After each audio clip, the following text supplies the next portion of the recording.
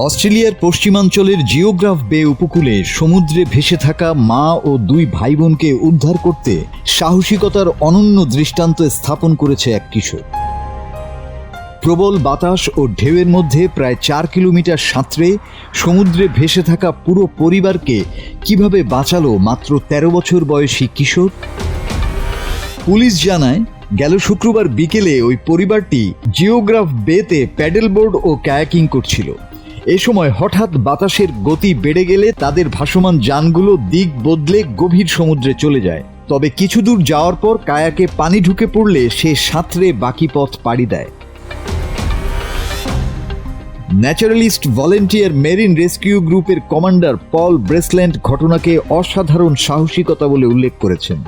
তিনি জানান, কিশোরটি প্রথমে 2 ঘন্টা লাইফ জ্যাকেট পরে সাঁতার কাটে, পরে মনে করে এতে এগোনো কঠিন, সে জ্যাকেট খুলে আরও 2 ঘন্টা সাঁতরে তীরে পৌঁছায়। পরে সন্ধ্যা 6টার দিকে কিশোরটি তীরে পৌঁছে কর্তৃপক্ষকে জানালে বড় ধরনের উদ্ধার অভিযান শুরু হয়।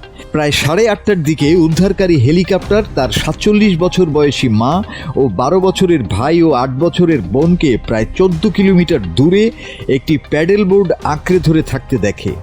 পরে একটি স্বেচ্ছাসেবী নৌযান তাদের নিরাপদে তীরে ফিরিয়ে আনে।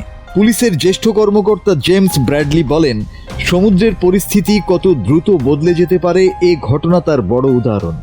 তিনি বলেন, লাইফ জ্যাকেট পরা থাকায় তারা বেঁচে গেছে, আর 13 বছরের ছেলেটির সাহস ও দৃঢ়তা না থাকলে হয়তো পরিবারটিকে বাঁচানো যেত না। উদ্ধারের পর পরিবারের সদস্যদের প্রাথমিক চিকিৎসা দিতে হাসপাতালে নেওয়া হয়। পরে তারা সুস্থ হয়ে উদ্ধারকর্মীদের ধন্যবাদ জানান। মাসুদ হাসান, বাংলা টিভি।